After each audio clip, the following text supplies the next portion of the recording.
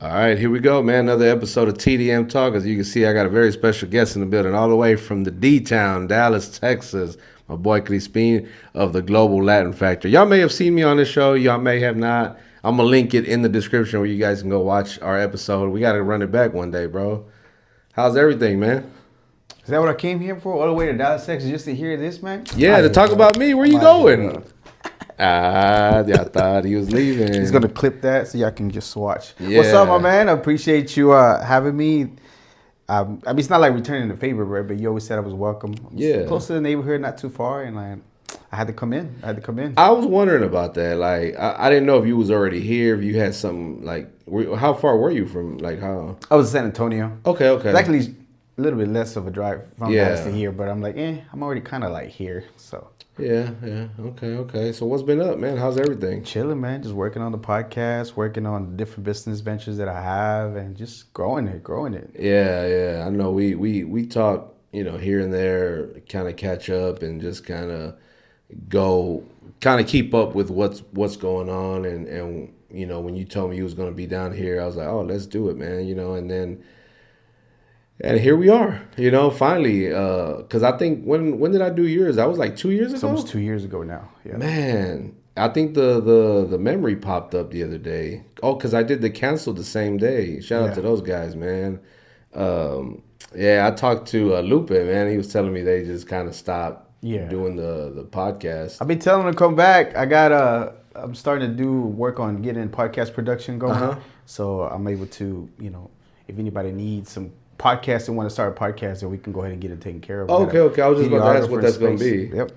Okay. So we got everything. Like if you're a brand new podcaster, you don't know anything about podcasting, we're going to coach you how to get to it. We have a producer on site that's got everything set up. We have even though it's a one room, but we can customize it to be a different set for you to be able to do, whether it be 30 minutes, an hour, whichever. I just if you had in mind to do a podcast, I think, and if you don't want to break the budget, you just want to check it out to see if it's for you, then we're going to be able to do that for them. Okay. That's what's up, man. Are you still working with the same guy, or is this someone different? So I big shout out going out to all my videographers, all my producers that I had. Carlos. Shout out to Carlos, man. CID, my boy Hassan, he really gave it a go, man. He tried to, but his thing was more of a picture. It just came at a time where Carlos was going to school and I had to change and make some changes. So, Hassan came around, we met each other, we kind of sort of connected and kept the podcast going. And then now I'm working with Bree, Rebel House Productions, which is, she's awesome, man. She's the one that I'm working with right now. She's produced the last few podcasts and she's doing an amazing job. She really loves everything about videography and she's the one that's been helping us. So I've been the 3 videographers, producers, and right now I'm so appreciative of Bree, man, because she's really solid. She really likes it. Yeah. So are you still in that same building, or are you somewhere? Yeah. Okay. I'm in Dallas area. That's where we record off of Spring Valley. They're going to find me. They're going to knock on the door. I'm not going to let you in. But yeah, that's where we at. The same building where we did powders. Okay. Yeah. That was a nice space. Good size space. You can never have enough room, right? Because like you said, especially if you want to start doing what you're doing. Yeah. Because we kind of wanted to do something like that here, but like I told you, we're moving from here, and we actually got a bigger space. Actually, Appreciate that. Appreciate you, by the way, having me here, because your passion for wanting to do the podcast and the media is crazy, because just like myself, where certain things in the podcast are like, it seems like it's not going to work out, or it seems like it's going to stop. We find a way to keep it going. So shout out to you I didn't even know you had things going on. You're not going to record here at the spot, but it's crazy that you still find ways to make it happen. Yeah, just like myself. We got to keep pushing, man. And so actually, I guess I can go give the announcement. We haven't announced it yet, but Powder and I are actually partnering on the new space. So my bad. Yeah, no, it's all good. Yeah, it's all good. So we're excited. Her podcast is be coming out as well. The Powder Room. We just talked about it. We on talked about it enough. Yeah. So it's finally starting interview. starting to come. Actually, I'm gonna put that interview as well in the description. So you guys can go watch that. You know what's crazy, bro? We went to go eat after the episode. We went to. Oh my God, I have it in my phone. Something Siloense. Yeah. Sinaloense. Toro Sinaloense. I don't know, but it was down the street from the studio. Okay. Like literally, we drove down where the light was. We drove all the way down, maybe 3-4 minutes, and it was right there. And man, they had some badass food. Awesome. I was impressed. So we, it was a good weekend overall. I know we didn't get to record, and so this is what's funny, right? How long, like after you do an episode, how long does it take to put out? Usually about a week or so. Okay. 2 weeks, depending on how much we have on stock. Why? So I had a couple months ago, we had April Rose. I don't know if you know her. April Rose, she's out of Waco. Really dope artist, right? She was in town for a competition. Right. And she was one of the final 8, man. It was pretty dope like that. And she was the only one that's not from Houston that was in the final 8. So we get to talking, but I seen she had done Elm Street. Shout out to Elm. So when we went that weekend, I had done Elm Street too, but that was, when did we go? That was in August. It's a while back, yeah. So Pata's episode didn't come out till like November, December, some like months later. That's why I was asking, because I was like, April and I joked about it on the episode. As I told him, I was like, bro, I really came up there to promote my event in September, but my episode was going to come out after that. Did it come out yet? I don't even know he's putting out content, to be honest. I told him. I know about him. I don't know if we ever met. I know that I know some of the people that he works with, because we used to. They're come from a place where I used to record when we first started. So I don't know. I thought y'all knew. I don't know why I thought y'all knew each other. I just know of him. Well, that was my first time. And we know a lot of the same people. Yeah, of course. So I think I started with a little bit before him, maybe after. Either way, it's been about May's my anniversary. So I'm going on 4 years. So May 5th. Okay. As far as putting out. Yeah, Cinco de Mayo. On purpose, so I can remember. On purpose, huh? It's easy to remember. Yeah. Well, it's funny because, like I said, actually, that's where the Canceled used to record it, in the same spot with him. Yep. That's how I remembered when I got to the studio that weekend. I was like, yo, did the Canceled used to be here? He's like, yeah. I was like, no wonder this place looked familiar. But I told him, I said, bro, I was there to promote my September event. Like, I thought this would have been out. Yeah. I said, you can put it out, but it's dated. You know what I mean? Like, all I talked about was the September event. Yeah. I'm like, but if you can, don't even put it out, bro. Like, so whenever I do the events or your social media, I give you a heads up what you have going on in the next 2 or 3 weeks from now. Not right now, because if you do it right now, it's not gonna serve you, because it's not gonna promote your event. Yeah. Like if you do it a couple of weeks and you have something, most likely it's gonna come out by then, and then we're good. You good. You can get that plug in. Yeah. So that's why I was asking, like, how long do you normally take to put it out? Because I don't. It's my videographer. Whoa, your that's videographer. everything. I'm just a talent. I'm just here talent because I'm famous. I'm in the one of the award-winning podcasts here in Houston, Texas. So that's all. That's all I know. Leonardo DiCaprio here, man. He just shows up and does his part, and that's it. I don't know about the technical stuff. Don't get me wrong. I know the minimal, because just like being an artist or anything like that, you just have to know a few of the things that goes with the craft, right? Yeah. If so happen to be that I don't have a videographer and I can't get another one, and it's not in my budget anymore because I'm paying for the space, I gotta figure out how to get an episode out.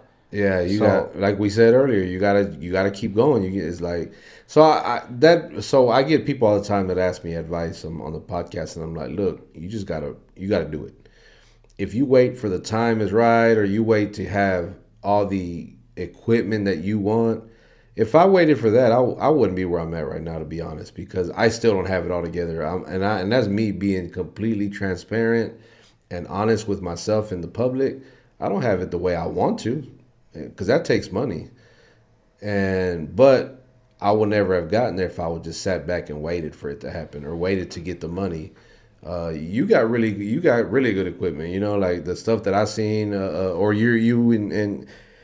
So the stuff that you had, that's this is your stuff? So when it was with Carlos, that was his equipment. Okay. I was paying for the recording and the editing with his equipment. but we invested some money on certain things. So some of the equipment that he got was because we got together, Yeah. and we were able to get a bigger, get a better camera. Yeah. So we did a deal at the end. So when we parted ways, and again, I'm still gonna use him so he's still working on the project for me that I got coming out. Okay. It's a Chicano documentary. It's gonna wow. be coming out here in the near future.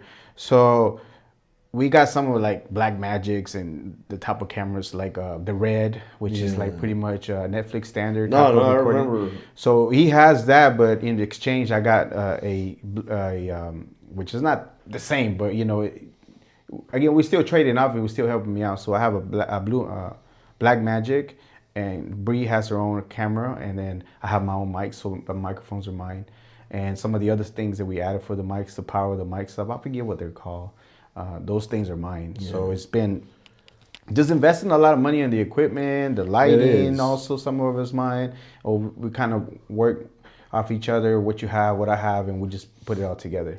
It's so dope having help like that that's not selfish or has ulterior motives, because I've seen that I've had that in the past where, you know, I can remember in the beginning before we even aired episode 1. You know, one of the young ladies that was on the podcast was one of my co-hosts.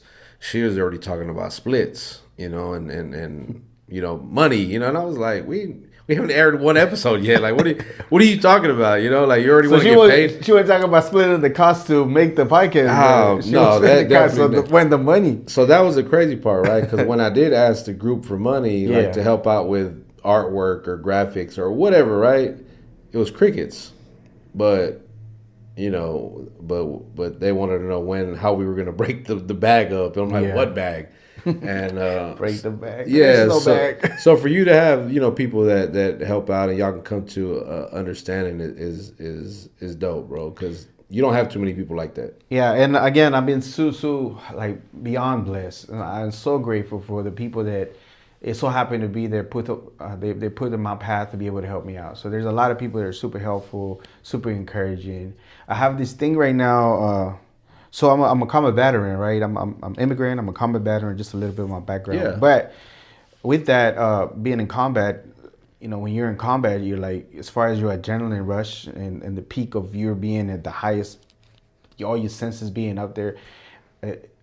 After a while, you don't get too excited about certain things, right? It's just like things that happen. This is amazing. Like me being in a freaking podcast with you, that I know the work you do, you being on my podcast. It's like, it should be exciting, right? And sometimes I don't get those emotions of like things like that. Yeah, I get a little nervous, but it's just not the same thing. So I have to appreciate the fact that those people were put in my way, and they were so helpful, willing to be able to collab with me, be able to put this thing, even though it's my vision, it's my dream, it's my efforts, everything, every pretty much day I'm looking into how can I make it better. At the end of the day, those people have served a great purpose of the podcast, to be able to make it bigger, be able to create a global audience. So all those things are, again, I'm lucky and blessed at the same time that those people are put in place, you know. But even then, I will still find a way to get the episodes out. I have to, because now it's getting bigger than myself as far as what it's becoming. Yeah, you've had a lot of interesting guests, people from other countries, you know, ethnicities. Like, it's been really dope to see just the different, you know, I've been trying to kind of expand in that manner as well, like where. So I got caught up with the whole music industry thing, right? I was so intent on trying to interview the guys that I was a fan of or you know, was friends with, like, this dude is dope, let me get him on the show. That I wasn't thinking outside the box. And then I think the minute I started saying, you know what, forget the music for a little bit, I'm gonna venture out, and it's grown like crazy. And you just never know who that several guests will be that'll help, you know, kind of make you see things different. We're like, okay, there's a world outside of the world you're living in. There's other people doing things. So we've had a different array of people that do all kind of stuff, different businesses. And we love that, man. Latinos, you know, everybody doing something positive. So I love that, man. That's why when we connected through Instagram was the first, you know, I was like, and I want to thank you. And I've said this before, you took me in like last minute because I was going to do the canceled. And then I was like, man, let me see where this guy's at. You know, when I found out you were in Dallas as well, I was like, well, bro, can you think you can take me? And I think I might have hit you like that same week or the week before, maybe. I don't know. Mm-hmm. I know it was very, really last minute. You were like, look, 7 o'clock, I can get you. I said, yeah, I'm there, you know, and we made it happen. So I appreciate, you know, you for taking me in on such short notice. And then, of course, opening the doors for Powder. And then, you know, we took type shit over there about a year ago. So, you know, I appreciate you, bro, for real, everything you do. Yeah, anybody that comes through you, not that you're the gatekeeper, because I don't like that term, but yeah, they're all welcome. And there's a lot of people that I hit up. I know it's the drive, you know what I mean? Yeah. If you have the passion, the desire, if you want to be on my podcast, I don't charge people, but again, you're gonna have to make your way. Unfortunately, the budget's not there for me to compensate you for the travels and the stay, so you can enjoy your time and then go back home. No, I get that a lot. I get people from And I'm not paying for any interviews. I don't care who you are. Don't hit me up. Don't blah, blah, blah. I don't care. Have you ever asked anyone for an interview and they charged you like Nope. no? Okay. Nope, and I won't. I don't even entertain the conversation, bro. Yeah. It's like I sorry. asked one artist. I don't know. Should I say her name? It's up to you, bro. Say yes, your podcast. Yeah. So I asked Stiff Barbie for an interview, and you don't know who that is? Yeah. Again, Yeah. I don't doubt that she's doing a thing, but and I know it's business, but at the end, how big are you? As far as She that? charged me $300. Well, she was wanting to charge me because Yeah. I was just like, no, like I'm not. I don't see me getting that back in the form of. If I start adding how much I pay for rent, how much I invested in equipment, how much is my time, how much is my videographer's time, how much like. Rent alone be more than that. I'm already paying even above that for Yeah. an episode to be produced. So anybody, that's why my thing is not celebrities. My thing is real people, real stories, real people, real Latinos making an impact in the world, and people that I feel it will be a contributor to the conversation of Latino everything, like I say in the beginning, right? Yeah. So, like, I don't focus I had a few people that were known, like GT and Powder, and it's awesome, right, to have them. I think you can still say they're still on the come up to be like more known, like more mainstream known, right? Yeah, Because yeah. they have amazing talent. They have a great following. They've been putting work out there, and there's a few other ones, but famous per se, I don't know if I would entertain it because I really like what we have going on as far as spotlighting amazing Latinos doing amazing work, going through their story, how they got here, going through their entrepreneur journey, going through the struggles it is, and then be able to. And I feel like they're a great example of the community. Are they perfect? I don't know. I don't get too much in their personal life, but as far as from what I can see, it seems like they're pretty solid. They're maybe 4 or 5 years in their business, and they just keep grinding to make it happen. Yeah. Again, I myself can speak for me, and I'm sure Pato would say to the same thing, that we appreciate what you do, because again, all of this takes money. So like, you know, when people want to charge you, and it's like, well, you're the one that's needing the content and the promo, like, you know, you're the one that should at least be offering, you know, or come to an agreement, like, well, pull up, bro, you know, let's again, I'm always about the story. Like, I feel everybody has a story, everybody has an audience, everybody has someone that they can relate to that person. Yeah. So we had a young lady, actually, una luchadora mexicana. She's an independent pro wrestler out of Chicago. Awesome. She's connected with some of my people down here. So I pulled up to somebody's house Friday, and we did the interview outside in the backyard, you know, and we got to talk. And shout out to Lulu La Reina. I'm going to see if I can set something up, man. You know, you can talk. She has a great story. And the episode hasn't dropped yet, but we spoke a little bit about mental health. It's a real deal. It's a real deal, yeah. It's you might not want to because our culture really doesn't understand it. But it's why do you think that is, though? Because we grew up. I don't know how you grew up. I was born in Mexico. I crossed over here illegally. I was an illegal immigrant at 11 years old. Not my decision, but I crossed illegally, and you know was able to get my residency after my parents paid a lot of money, and then you know go fight for this country and then become a citizen, right? So send whoever you want to if you want to, but hey, expect the American Me card that I've been wanting to use. You wanted to show it off, huh? Bruh. Yeah. And the veteran part. You do not want to come at me. Yeah. I'm just saying. But it's like we have all these great stories. I forgot where I was going with that, bro. I literally did.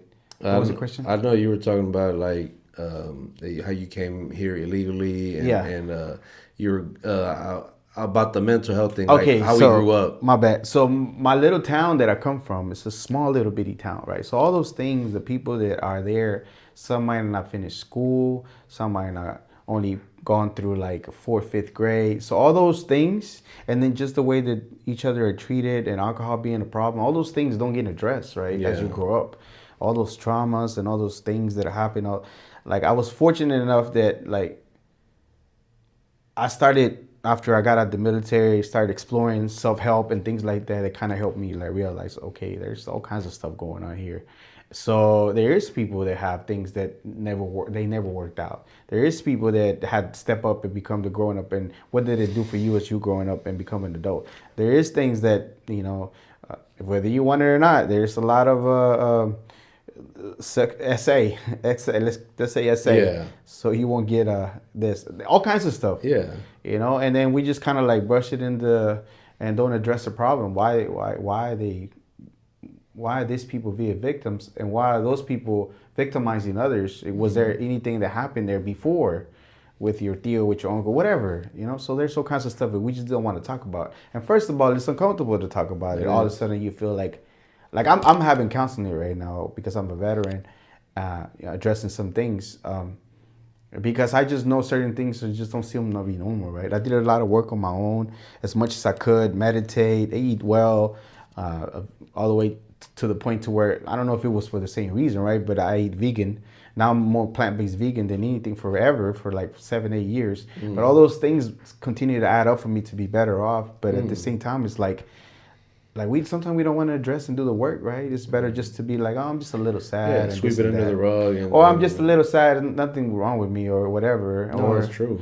But if you're over consuming alcohol, if you all of a sudden you don't want to just feel those whatever emotions it is and you want to mask them with anything, you're just prolonging what's going to happen, right? And I was watching this podcast because I've been watching podcasts too about the damage of alcohol, like literally aging your brain, stuff like that. So you're just pushing it further and further away, but eventually you're going to have to address a problem one way or another. You're going to have issues later on with different things, and that's just what's going to happen. So that's why I feel like our culture doesn't want to talk about it. Luckily, the new generation, that's why I'm not too concerned with the things that are going on in the world right now with deportations and things like that, because our people have gotten smarter, right? I remember going to this graduation for college, and all of a sudden I'm just chilling, sitting down, and all the names that are getting called are like Latino names, bro. Like just like 80% of them, meaning that we are just not sitting around doing and being your laborers anymore. We have a lot of highly educated people, correct, nowadays, right? They are gonna stand up. They're not gonna be just because now we're the bad guys. We're not all of a sudden we the whatever. Nah, that's not going to be the case. We've been educating ourselves. With that, the same group of individuals are growing up. They're addressing those things. They're talking about it more. They're talking about mental health. They're talking about getting counseling. They're talking about getting health, so we can get rid of that and be better off as a community. That's why I love with what we're doing. We recently, maybe end of the year last year, we started a business owner series. Nice. We'd ask people to tag business owners, and of course all of them being Latino. And we've already made great relationships. We've had great episodes with them, great conversations. What I usually want our viewers to do is, one, to be educated, be entertained, but also to be encouraged. Yeah. Like, okay, I just heard his story. That sounds a lot like me. If he can do it, I can too, right? We do a live audience podcast at the Mood Room Houston. It's a bar in I think it's East End, Second Ward of Houston, not too far from here. One of the owners, Carlos Hernandez from Miami, Cuban, had a great story. He's got all these businesses now, know. That's motivating, bro. That's inspiring as fuck. Like, I just was like, yo, I love to hear it. And we want people to see, when they see that, or when they see us two talking, they're like, man, these two guys got a podcast. They're doing their thing. I can too. You know what I'm saying? Like, I can, to be able to inspire that next generation or just one person in general. Like, when people tell me that, they're proud of me or that I inspire them. I love to hear that, man, because that's what I try to do. Because like you said, my dad's been gone 11. This would be 12 years that he's been gone, right? I wasn't doing this when he was around, but if I was, he probably would have been like, "¿Qué cuál Passed podcast ni away? que nada?" Yeah, my dad Sorry passed for your away. loss, Yeah, brother. no, thank you. And he would have been like, "¿Qué es eso? Nah, mejor vente, ponte a trabajar." Like not that this is, but of course, coming from Mexico, we're taught that work, work, work. Go to school. Then they start telling you, go to school, graduate, and you get a job, you retire, and then that's it. Yeah. And I want to help break that. Like, nah, we can own businesses too. I want better for my kids as well. I want them to know like it ain't just work and go to school, because that's all I did. I went to school, got a job, and I've been working ever since. And it's like, okay, what's the end game here? Because I started seeing people retire from the job. And they die within the next month or two or within a year, and it was just like the saddest shit ever. Like, damn, you worked your whole life and didn't really get to do anything. Yeah. And my biggest fear is living with regret. Like, damn, I wish I'd have did this. I wish I'd have done that. And that's some of the conversations we have at the podcast too. Sometimes one of the gentlemen that came, First Foundation founder, Luis, he graduated, but his parents had no reaction to it. Like, okay, so like, and I was doing when he was saying that because he said something like, because they don't really care. I'm like, but do you think they don't really care, or they don't know how to process that part? And you kind of sort of, do you think it's because of the way that they were raised and the things like that? Not to, say that was either right or wrong, but it's like, yeah, they don't know any better, right? They know that you got to get to work. They don't understand that for him, that degree is value. Yeah. Because it's going to be more money, right? It's cool to work or whatever, but working smarter by having that degree, he was able to put himself I think he's a VP for some bank. Mm-hmm. So, like, yeah, they didn't get it, but at the same time, he's saying, like, you know what? Yeah, you're right. I don't think they understood. I don't think that they didn't care. And maybe they didn't know how to express. I was just going to say that because my dad was similar. My mom, I want to say a little bit more, but similar as well. There was like not too much of a reaction, either or, sad or even if I saw my mom cry, it wasn't an outburst. It was like a few tears, and it's like, okay, let me wipe it off and keep going. You had to be strong. You had to, like, sea machín, sea macho. Like, crying is for girls, right? When's the last time you cried? Like the other day, maybe. I was watching this video of this young guy that's going viral right now. Yeah. Macario Martinez. He has a song that just went super viral. He has a video. He was sweeping the street, and he said, "I just want people to hear my song." Yeah. And they were interviewing him. He was listening to his song for the first time on the radio, and I was like, "Damn!"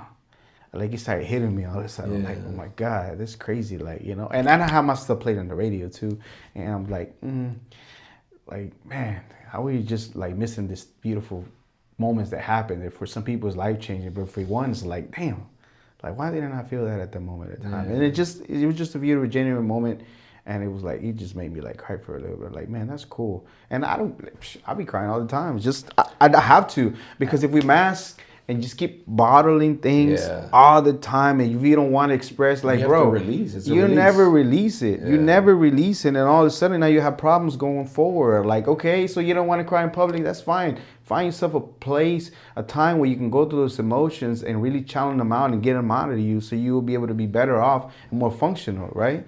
So I empathize with my mom and dad. I don't know the life that your parents have, but for me, at least, I empathize with them in the sense that I ask a lot of questions to them, and it just makes me connect the dots. I'm like, damn, they really hard. I can see why they didn't want to express emotion. I can see this in that. I would always say it about my dad, like him telling us he loved us and hugging on us and kissing. It was from my recollection. I don't remember much of it. I do it so much now that sometimes my kids are like, but I'm like, I don't care. I'm gonna show you that I love you, and I think when you mentioned when was the last time I cried, I think it was the other day, like a song played on. I always have my phone on shuffle, and I'm such and you being a DJ as well, that you're very well versed in several genres of music. So I have different, so I'll hit shuffle and just whatever plays comes on. There was a song about daughters, because we just celebrated her quinceañera Yeah. last year. So it was like, and I remember going through music to see which one we were going to dance to. And it wasn't the one we danced to, but it was another one that I really, really liked. I can't remember even the name of it, honestly, or who sings it, but it came on and I'm just listening to it and I'm thinking about my two daughters. I have two daughters. And I'm just like, damn, my baby girl, man, she's now gonna be 16. And it's like, God damn, like time slow down because it goes fast. And like with my dad, before he passed, we got to the whole I love you type of thing, and all that. So, oh, Yeah. hey, what's up? No, you're good. So yeah, I get what you're saying because our parents didn't, and I'm sure I'm not crying, bro. I'm already choking on something. Nah, It's true, bro. Like that's because I've done a lot of quinceañeras, and it's like the same reaction because their little girls not becoming a little girl anymore. So those dances, the mother-daughter dance, the father-daughter dance, they get super emotional. That's like everybody is like just waiting to see things happen. And man, a good 80% of the dads usually cry. I was so nervous. I actually didn't cry. Why I really don't know. There's two instances where I didn't cry where I thought I was Everybody's really going watching to. me. I think that's what it was. I was like, I can't be over here in the dance floor crying and bawling. we had the wonderful couple of good friends of mine, Super P and Animes. They came down to film he came to film and she was That's like dope. helping him and she was taking pictures and I'm like, damn, Anna's usually in front of the camera, and she's here taking pictures. So it was a good moment to share with them. But I was thinking like, damn, they're capturing all of this, and so that was one instance where I was like, I thought I was gonna cry and I didn't, and I kept looking at her and she was wanting to boo hoo the whole time, and I was just like, don't cry. Don't cry. So what I did was I would talk to her. I was, just we were dancing, and I'm not a dancer. Yeah. For the record, so dancing in front of a room full of people was crazy to me. Yeah. It was nerve wracking. And then another time that I didn't cry when I thought I was in 2022. My oldest son and my nephew, my oldest nephew, who I kind of like pretty much helped raise. Because I had them in sports their whole life, and so they had what they have a senior night. They played baseball at their high school. Gotcha. So senior night is like, this is the last game that seniors are gonna play. They usually play together. They all, even the ones that didn't start, they would start. So at the end of senior night, coach would have them do like a speech, and which they had to write out. And I was just like, bro, I just know they're gonna thank me, and this. And that. I was like, well, at least they better shit. But at least they yeah, can that's do. the least they can do. But and they did, and for whatever reason, I didn't cry. Maybe it hit. I think it hit me like later that night at home, but. That day, I was just looking at them like proud, like, damn, they're really gonna graduate, And I don't even think I cried at the graduation. Do either. you think somewhere in the back of your mind, those words of your father still live on? They say, "No llores, tienes que ser macho," blah blah blah. Yeah, probably. Subconsciously, maybe. Yeah. I don't think outright it was like I heard it, but I think when something is embedded in you like that for such a All long the time, yeah, over and over. As a kid, when you're more impressionable, when you're small, Yeah. and all those things come. It's like you don't realize all those things. Like you don't realize how much your parents impact you, even if you don't think, because that's all you know. Yeah. That's all you see when you're growing up, and you go and realize that all this.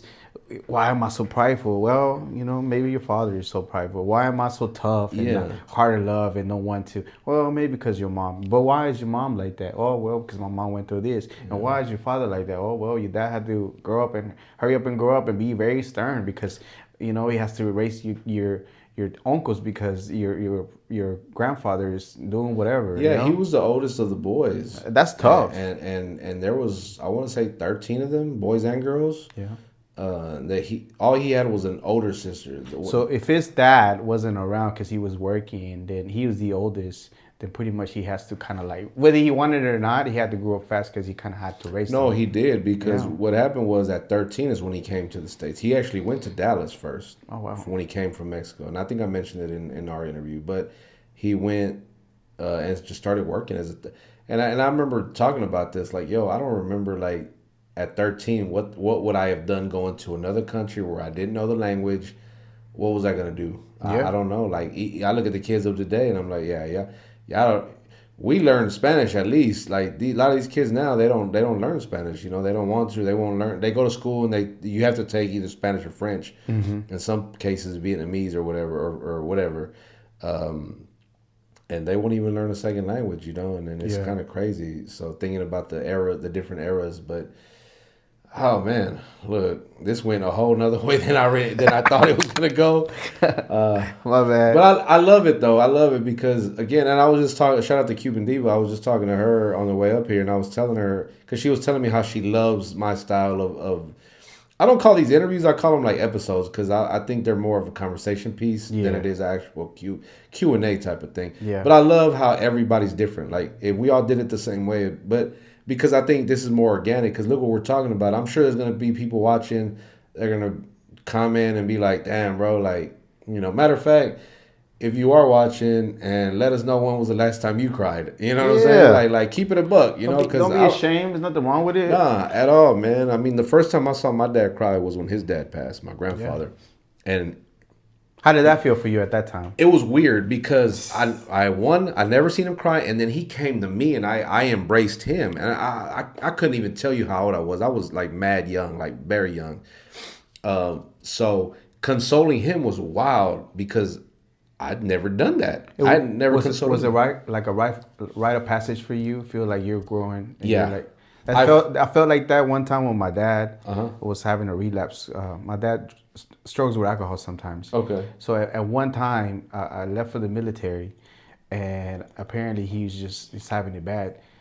So we got on the phone, and I was telling him, "What are you doing? Like you got my little brother, you got my sister depending on you. Like, what are you doing? You need to, get it together." And I felt that at that moment, like a rite of passage, like I was grown, but I was older and more sheltered. So even at that time, I felt like, oh wow, like I felt like I'm full blown man at that time, you know. I did. When you said that, I to this day I remember that day vividly. Like I felt like, oh shit, like I felt grown, I guess, or I guess it's the only way I could really put it because I was like, damn, he's looking to me to console him, you know, and I was just, and all I did was hug him, and I think I cried too. I cried with him, you know, and that because that's all you can do at that point, you know, because nothing you say is gonna change anything or make anything feel better. People, please stop trying to console people in a manner like you're gonna say the right things in the miracle words. There's none. All you gotta do is be present for them. Yeah. Because there's no words you can say. There's nothing you can do. Maybe if you had somebody like pass in your life, maybe you can kind of sort of relate a little bit. But if you haven't, it's still not the same situation, right? So there's nothing you can really say.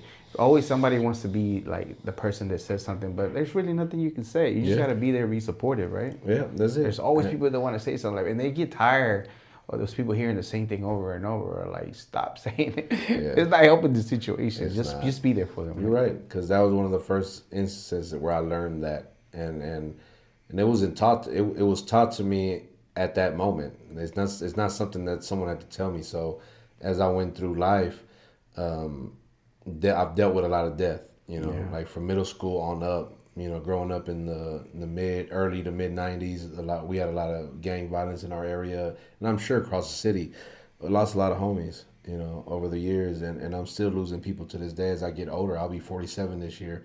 There's not many that are making it even to where I'm at. I just lost a friend maybe a week.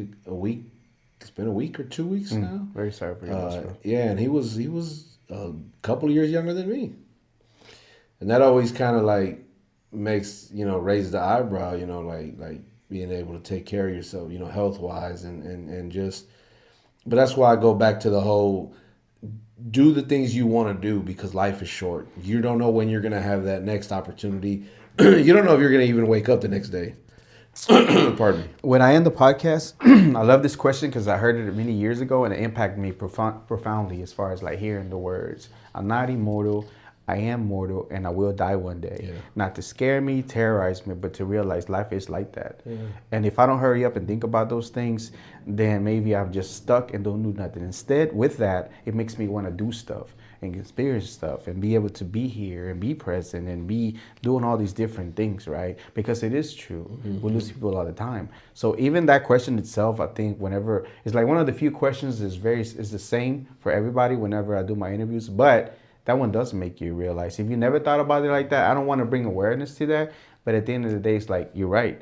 Life, and I was hearing the other day, somebody was telling, life is short for people that worry about other people. If you are literally focused on the things that you do, the loved ones, your loved ones, then life can be longer and sweet and feel pleasant. But if you're always concerned about everybody else and their mama, you're really not gonna have. You are gonna have a short life because you really were not focused on the things that matter. Yeah. So, but that question itself does, like, I feel like a lot of times, like, I had to reword the question because somebody didn't like the way that I was presenting it.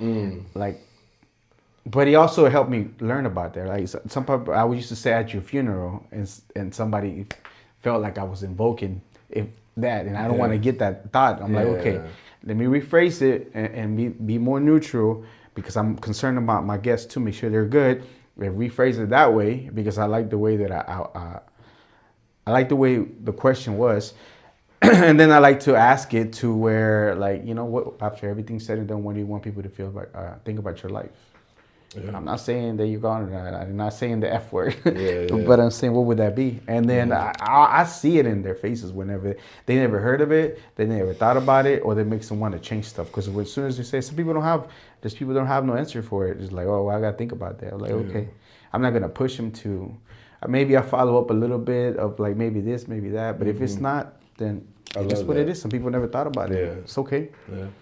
No, I love that, man. I love being able to expose people to something they never, like, when people tell me, damn, I never really thought of it. Because I'm that way. When you tell me something, I'm like, and if I never thought of it, I'm like, damn, hey, I appreciate that, man, because I didn't look at it like that. That's why you always need people in your corner that's going to keep it 100 with you, because if you just had somebody agreeing with you all the time about everything and they don't tell you right or wrong or whatever, you're in a bad shape because you're going to think everything you're doing is correct, you know. And then, you know, unfortunately, I got people that are like that. They'll tell me if, you know, nah, I think you should, you know, maybe this and that. And then we kind of come to an agreement, you know, like, okay.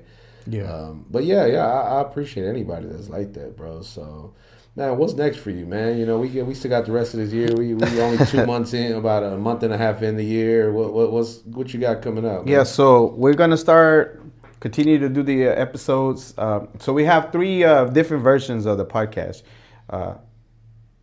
Three. Okay. They're live right now on the channel. The plan is to have another version. This is the first time I'm going to mention it. We have the regular interviews that we do, the regular content. We talk to an entrepreneur, or an artist, or some Latino. Let me touch on this first before we get to. So, just so people can understand so my podcast is the Global Latin Factor. So if you're listening right now, the Global Latin Factor, and I want you to answer to, what is the first things that come to mind to you? Latinos everywhere. Okay, so for me, the Global Latin Factor is the imprint of the Latino culture that's been embedded into the entire world. Like you cannot travel the world without our culture being touched by our culture, like food wise, music wise, everything. Yeah. So we're globally imprinted whether we want it or not. In fact, today probably anybody that's listening most likely already did or dealt with something that comes from our culture, whether it be chocolate, cacao, came from the Americas, chile, tortilla, reggaeton, and any other kind of genre that you think we already kind of sort of like in everybody's life, whether you want it or not. That's what it means to me. Okay. So I like to show great examples of that by my guests. I love that. Now, and also expose people to different cultures. Sometimes I talk about the food, tomato history. Sometimes I talk about the interviews, which is another version. Sometimes I wanted to do, and how can I incorporate other cultures? So I started doing exchanging cultures. And what does that mean? I get to talk to somebody from Taiwan, somebody from Ethiopia. We kind of sort of just talk how we grew up, the differences and similarities to each other, right? And then now I'm going to have a new version of the podcast, which is going to be La Neta Que Conecta podcast, which is presented by the Global Latin Factor. Is a more relaxed. You're going to find me like this, more chill, more dressed down. and two other previous guests that I had, and we're just gonna have to just have a conversation. I love The backstories that you maybe didn't want to discuss in the podcast, the issues, current events that are going on with Latino people, and things like that. So this is gonna be a more relaxed 3 guest situation.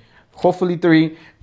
Things happen, but at least minimum 2 of one of the other ones just kind of sort of like not BSing, but a little bit less serious. Because the suit and everything else is supposed to be representing seriousness for my guests. Like my guests, literally, when I say they're my celebrities, that's who they are. And if anybody was to blow up, I hope they do blow up, and I hope other people find them interesting, and all of a sudden they want to tap in and support their work. And by default, of course, we're gonna be known too. So that's what I want to do. So it's coming up in March. It's my first recorded episode. I have already my guests lined up, and I'm trying to do that once a week, and just keep growing it from there. Eventually, the ultimate plan is to have a space where I can have the big studio for us, an area to do live performances, and then have different little studios that I can offer podcasting. Because here in the near future, as I mentioned earlier, we're going to be able to do presentations of how to be a podcaster, how to become a podcaster, how to do it, especially in the Latino community. Like I was looking at some statistics, 60% of Latino-Americanos that have heard a podcast before. They have heard. That's a lot. Now, almost 65% of them actually bought something that they heard on a podcast. That's some real high numbers as far as So audience, with everything that happened, was just the way that the last elections ran through and how many podcasts will be in touch. That's kind of setting the trend of what's going to be here happening in the near future, which the long format interviews with people, CEOs, whatever the case might be. So we're going to be, even though the podcast is already a thing, it's going to be of a bigger wave coming. Nice. We're positioned in the right place for it. That's dope, bro. I'm excited for that, man, and I can't wait to see what all of that come to fruition. I know you're gonna, because when you put your mind to something, you accomplish it. And we talked about that earlier. Like we're gonna find a way to make it happen, even when it's always like, damn, I don't know how it's gonna happen, but because I say that all the time. I'm like, everything that I'm doing right now, I've said it before it even, when it was just an idea. I said, I'm gonna end up doing this. So, I didn't know how, but and I know you're the same way, man. Yeah, and then the podcast en español too. We have Spanish interviews. My bad. Disculpa. No, you're good. I forgot all about the Spanish one. También tenemos capítulos en español para mi gente que habla español solamente. Yeah. Y eso es lo que necesitamos nosotros también, hacer, que tenemos muchos que miran y ven los episodios y preguntan, ¿cuándo vas a hacer en español? Y tenemos unos en español y por eso en veces hablamos en español, pero la gente quiere más de eso, porque hay muchos que quieren apoyar, pero no entienden el idioma de inglés. Y te estaba diciendo, lo voy a decir en español para que todos me entiendan. Si quieres, yo voy a poder proveer servicios para que sepas cómo hacer un podcast, como sepas cómo hacer un podcaster, un locutor de podcast, cómo distribuirlo, cómo hacerlo. Voy a tener el espacio en el área de Dallas, Texas, para que puedas grabar tu capítulo 30, 1 hora, 2 horas con un productor para que puedas hacerte un podcast. Y si tienes un mensaje, si tienes una audiencia que tú quieres darle ese mensaje, yo voy a ser la persona que puede proveer dentro del área de Dallas, Texas. Sounds good, bro. Vamos a poner este clip para que vean más gente y que si estás en el área de Dallas, y aquí está mi amigo aquí, Vénganme a verme. Tengo más cosas también que los puedo ayudar. Tengo varios negocios que one of the things that for me as far as the things that are like life for me is just about being here, right? Being present, knowing that I'm able to wake up like you said earlier and I'm here, like other people that we don't even think that thousands of people, hundreds of thousands of people died by the time we got to open our eyes. And we get to open our eyes, amazing, right? Yeah. So I know that the purpose is just to live your day, be here. Now, everything else is bonus. For me, as far as the quote-unquote reason that everybody is here, is to encourage and empower people. Kind of sort of like the similar thing that you said. This was given to me many years ago, encourage and empower people. And how am I going to do that? Well, the things that I'm doing, the platform that I'm creating for people, that they can come and see. Even if somebody doesn't understand Latino culture, I'm giving them a window to be able to kind of understand that we're just not much different than you are. Yeah. We have our own struggles. We are human beings, and we're just trying to make things happen just like everybody else, right? Yeah. You just might not know because you hear the word Latino and everything else. All of a sudden, you just don't know. But if you ever wanted to see how our community works, you'll be able to find amazing stories to be able to kind of sort of like, oh, that's how people function, you know? Yeah. That's how they are. No, I love that. Guys, if you haven't seen an episode of the Global Latin Factor, we're going to put your YouTube channel, the link in the description. You're already on YouTube. Just click on it. It'll take you right to his YouTube page. It's free. It is free to do so. And you don't understand the impact. Whenever you're subscribed to our channel, my channel, TDM Talk channel, you're doing us a big favor. I know that for you it's just like clicking a button and maybe you'll set it and forget it type of situation. But when it comes to us, it really makes an impact for us, right? Because he helps us push the algorithm for our content to be seen more. Correct. Because we really need it. We really need it. We're at a point in time for our Latino culture that we're growing. We're doing all the things that we need to do, and we're really contributing to this country. Whatever, regardless of what anybody says, we can see it day by day. With that, we just need more outlets like this. Yeah. Not only my podcast, not his podcast, but other people to be inspired and to be the next wave of podcasters. Cool. We are going to be the biggest podcast. Our Latino content, our podcast, we have the numbers by so many than anybody else. We should be able to dominate the space as far as podcasts, and we are going to in the near future. I know I'm going to see it already, bro. I see that too. I agree 100%, and you know, we're connected, and we're just connecting the dots little by little across the country.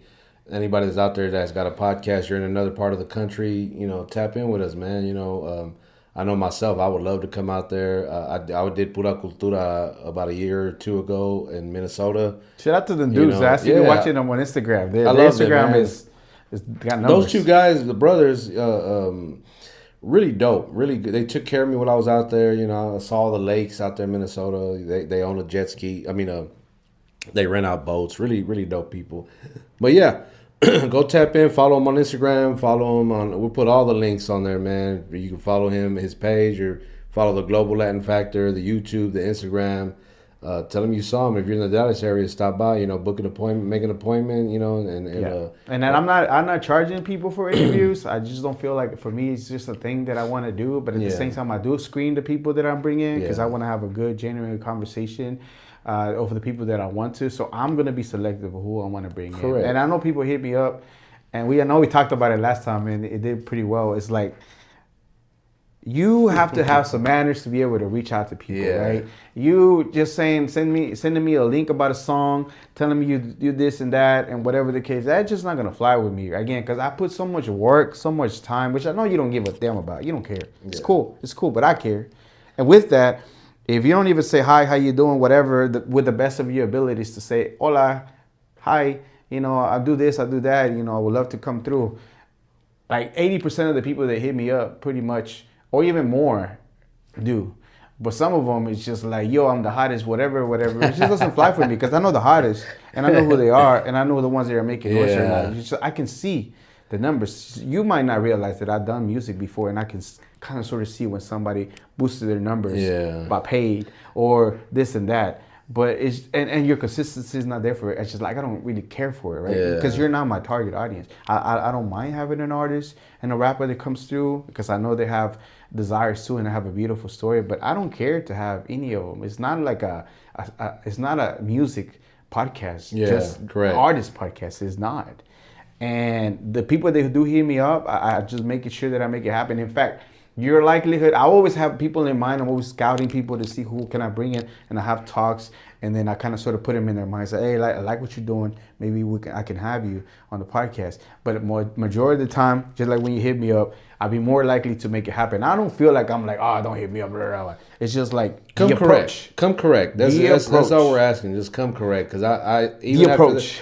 There's been times where people hit me up like that, and I send them that clip from your episode where I say that, like, just stop sending me the link and don't say anything. You just send me your video. Now I open it. I make sure that they saw that I saw it, and then I just exit back out because I don't know what you want me to do with that. Like, I guess you want me to listen or to watch it, but I'm not going to. Spam, bro. You're lucky if we don't report you for spamming. You ain't lying. With messages, bro. It's spam. Stop doing that. So, in other words, if you're going to reach out to my dog here, man, hey, come correct. Do not come with that, hey, I saw you on TDM thing. And you know what? The lines that like irks me, you should.